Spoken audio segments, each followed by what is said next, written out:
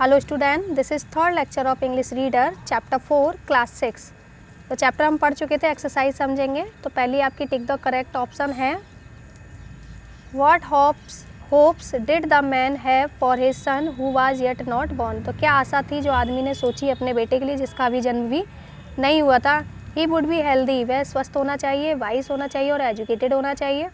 The father would earn so much money, यानी जो पिता है वो इतना धन कमा लेंगे कि बेटे को काम नहीं करना पड़ेगा।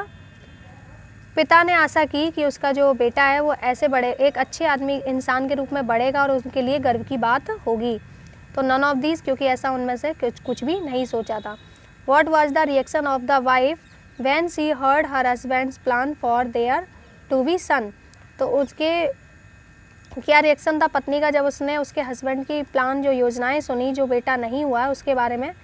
तो she cautioned her husband not to make plans ahead of time. तो उसने क्या कहा, सावधान किया यानी चेतावनी दी या समझाया अपने पति को कि जो समय आया ही नहीं आगे के समय के लिए मत सोचो। What did the wife caution her husband about boasting.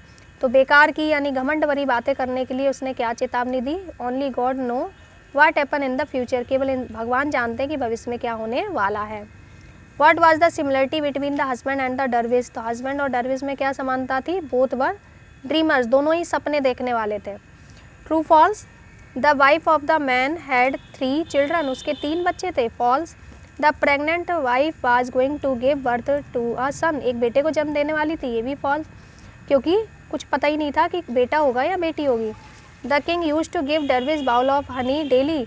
तो जो किंग है बाउल ऑफ हनी डेली उसे देता था, ये ट्रू हो जाएगा। Dervish plan to buy a cow by selling a honey, शहद बेचकर उसने गाय खरीदने की योजना बनाई, ये फॉल्स हो जाएगा क्योंकि वह सीप खरीदना चाहता था। It is wise to speak of thing which are uncertain, जो निश्चित नहीं है उनके बारे में बोलना बुद्धिमानी है, तो फॉल्स हो जाएगा। Fill in the blank, the dervish began making plans of, किसके बनाए उसने, फ्यूचर के।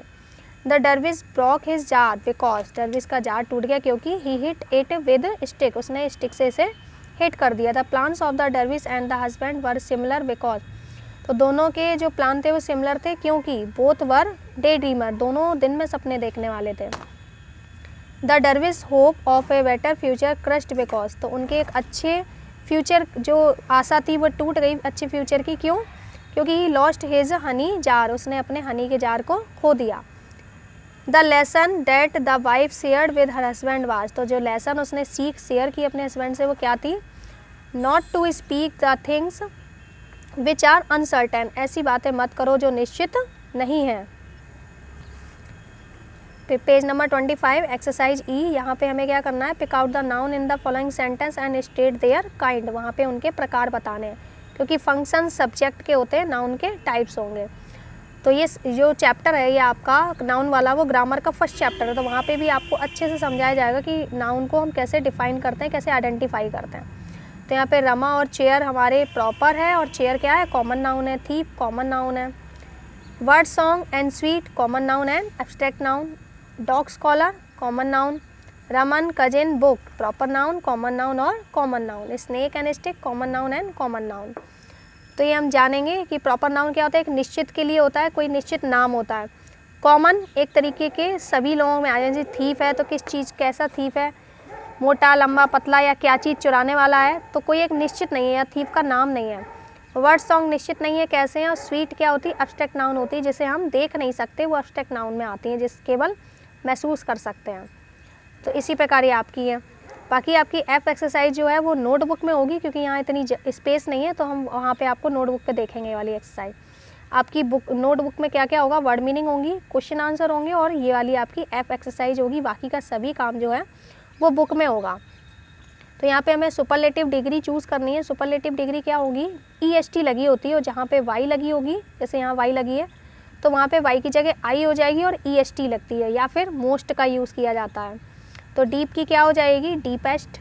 क्रेजी की क्रेजीएस्ट। अनप्लीजेंट की मोस्ट अनप्लीजेंट। अगली की अगलीएस्ट। सॉफ्ट की क्या हो जाएगी आपकी, softest.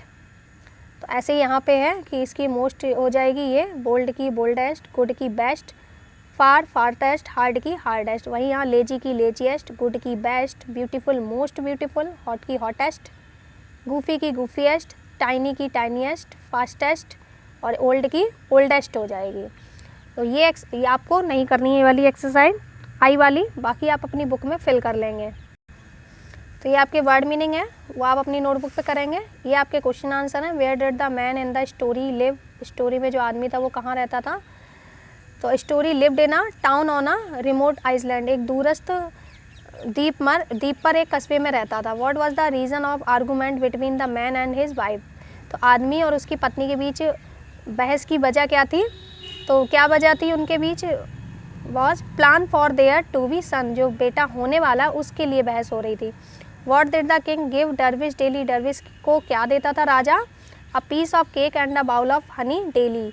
What did dervish plan to buy after selling honey, शहद बेचने के बाद उसने क्या प्लान किया कि वो क्या खरीदेगा, 10 sheep. What lesson did you get from the story, हमने इस कहानी से क्या सीख ली। Lesson we get from the story that is not wise, it is not wise to speak of things that are uncertain, तो ये बुद्धिमानी नहीं है जो चीज़ें निश्चित नहीं है उनके बारे में बोलना।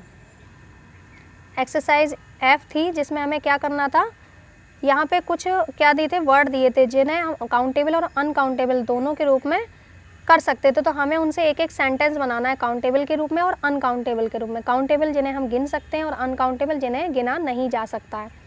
तो काउंटेबल के रूप में हम बनाएंगे हेयर का। तो she pulled a hair from her husband's head, तो उसने अपने क्या किया, अपने पति के सिर से एक बाल को खींचा। और यहाँ अनकाउंटेबल में या तो यहाँ हम काउंट कर लिया हमने, एक ही हेयर है, और यहाँ पे I have lots of long thick hair, तो मेरे बहुत सारे घने लंबे बाल हैं। लाइट बनाएंगे, there are 3 lights above the vanity, तो वैनिटी जो बैन होती है उसके ऊपर 3 हैं तो हमने काउंट कर ली। लेकिन यहाँ I open the curtain to let more light into the room, तो मैंने पर्दों को खोल दिया ताकि अधिक से अधिक रोशनी कमरे में आ सके। Noise, I heard a strange noise, मैंने एक अजीब आवाज़ सुनी। She made a lots of noise, वह बहुत ज़्यादा शोर कर रही है। Paper, a paper is a written document that reports scientific research, तो पेपर क्या होता है, एक रिटन डॉक्यूमेंट होता है जिसमें क्या होते हैं, साइंटिफिक रिसर्च होते हैं। Paper is use to wrap things, paper जो होता है वह चीज़ों को रैप करने के लिए होता है। तो यानी रैप करते समय हम पेपर कई सारे यूज़ कर रहे हैं, यहाँ पे केवल एक पेपर की बात हो रही है। Room, our house has 5 room, तो यहाँ पे काउंटेबल है कि हम रूम को काउंट कर सकते हैं, लेकिन यहाँ I will make some room, यानी सम रूम है, यहाँ काउंट नहीं कर सकते कि कितने हैं, सम। तो time, we have been to Delhi 3 time, तो हम दिल्ली 3 बार जा चुके, तो यानी काउंटेबल है कि 3 बार हमने टाइम समय को निश्चित किया। यहाँ पे I didn't have enough time to finish reading the book, मेरे पास अधिक समय नहीं है कि मैं क्या कर सकूं, जो बुक है उसको उसकी रीडिंग को ख़त्म कर सकूं। तो यहाँ पे हमने इन वर्डों को countable and as a uncountable हमें क्या बनाने थे, सेंटेंस। तो ये वर्क आपका नोटबुक पर ही जाएगा, तो बाकी का काम अपनी नोटबुक पे कर लेंगे और उसको लर्न भी करेंगे साथ के साथ।